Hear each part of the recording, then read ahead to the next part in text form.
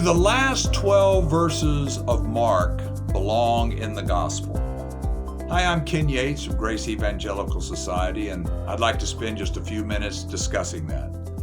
If you've studied the Bible at any length or for any period of time, you may have heard of this issue, that there is a longer ending of Mark, which is verses 9 through 20 of chapter 16.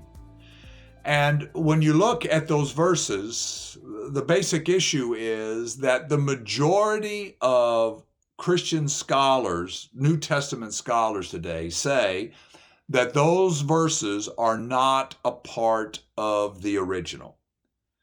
But there is a minority of very good scholars who say that they do belong in the gospel. Did Mark write them or did he not? That's the issue. The majority of scholars say no, but there are some who say yes.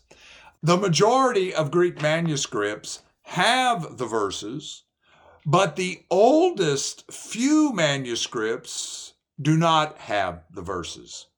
I found a clip by a man by the name of Wes Huff, who is an expert in this field.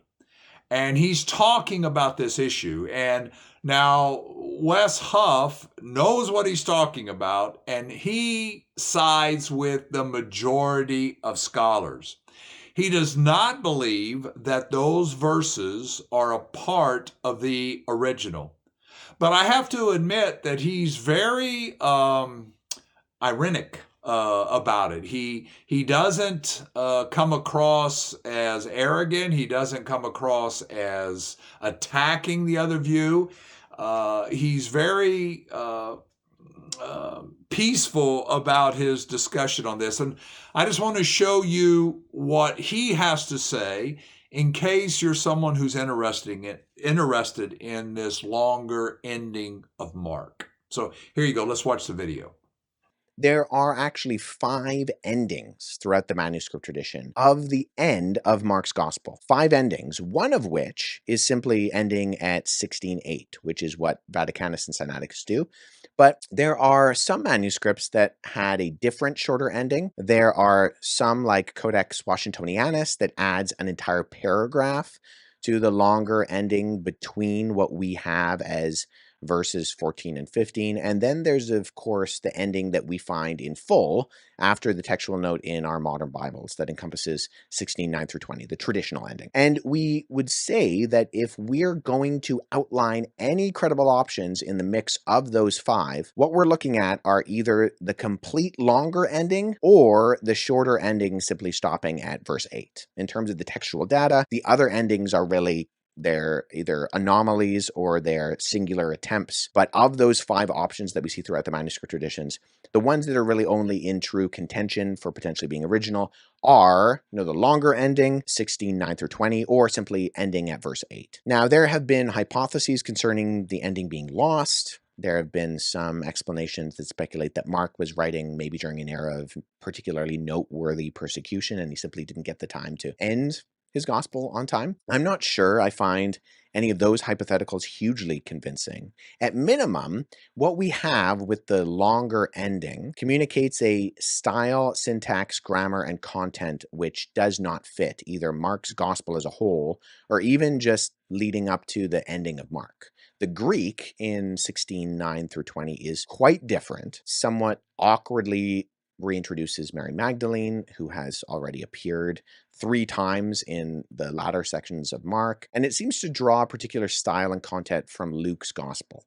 And this has been noted by multiple scholars over the years. For example, the appearance of 2 people walking in the country parallels the 2 disciples on the road to Emmaus in Luke 24. The appearance of the 11 while reclining from Luke 24, 36 to 43, and the ascension looks like Luke 24:50 to 51. And this is what textual scholars call a syncretizing feature. In that, later scribes, potentially surprised by the abrupt nature of the ending of Mark's gospel at 16:8, which has the women at the tomb afraid, and it says that they didn't tell anyone, then attempt to amalgamate content from Luke. And one of the arguments that is discussed is that the gospel in Greek ends with the conjunction gar, which in English we translate as for. Now, it has often been thought that this is unlikely that a book would end with the word for. It just is awkward grammatically, and that's true. Like, you wouldn't end a sentence in English with the word for.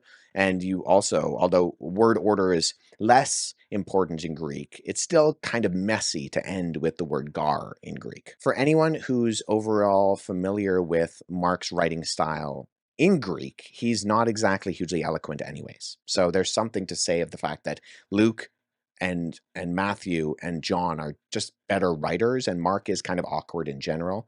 And we do actually have precedent in both Koine Greek and Classical Greek with documents ending in for. In fact, Plato actually ends his work, The Republic, with gar as the last word of a book, as he concludes the dialogue of Socrates' statements about the afterlife and the reward for living a just life. So it's not entirely out of the realm of possibility. So given the fact that we have a multiplicity of endings that crop up, given the unusual wording, syntax, and grammar considering the rest of the style of Mark's gospel, and despite the fact that I think the earliest witnesses like Sinaiticus and Vaticanus don't include it, and Alexandrinus does, and all three manuscripts in my estimation show evidence of being aware of something going on in the textual tradition of the end of Mark, I still would say it's not original. I think the internal evidence for its exclusion is strong. I think that there's a reason that the scribes in Sinaiticus and Vaticanus don't include it, albeit they're trying their due diligence, in this case, correctly,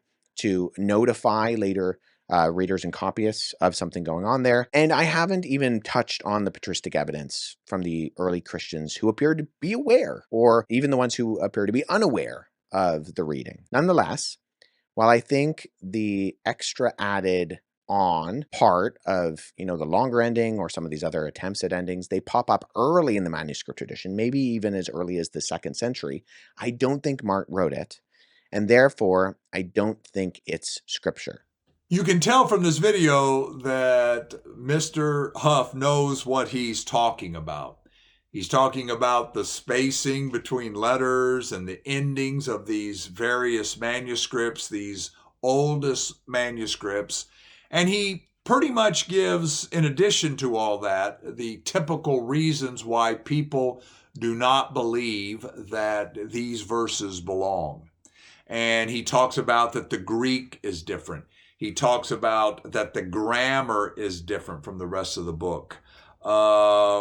And he argues that the longer ending of Mark seems to be different passages in Luke that someone else added later, such as the disciples on the road to Emmaus, and the other examples that he uses from the longer ending of Mark.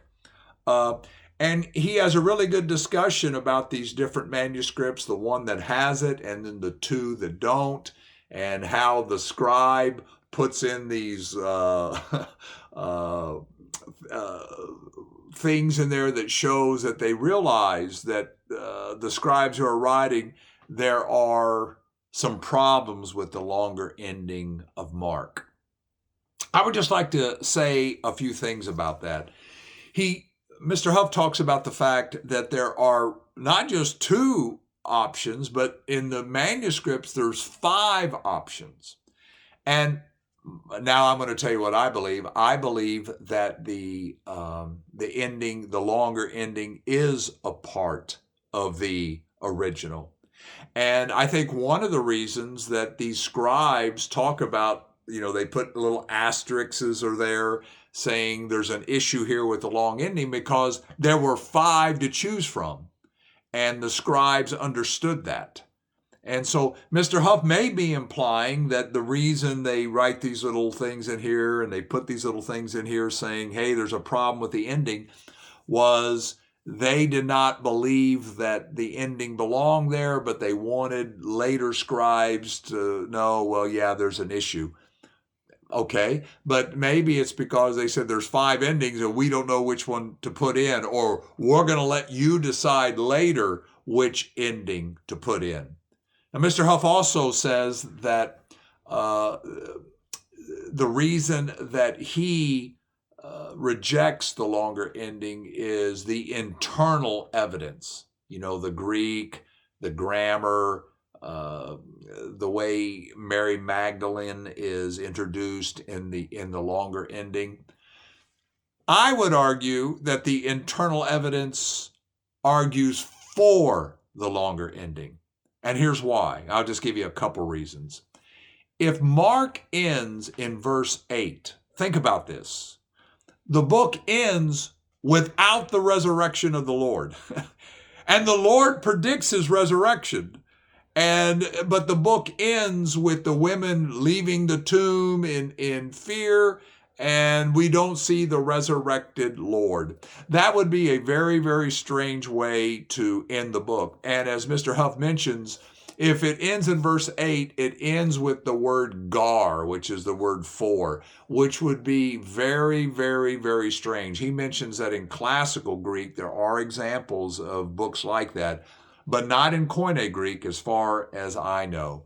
And if I could have a shameless plug for a book that I wrote a commentary on the book of Mark that you can get at Grace Evangelical Society. And if you're interested in this, I argue why, at the end here, why I believe that these verses are included in the Gospel of Mark.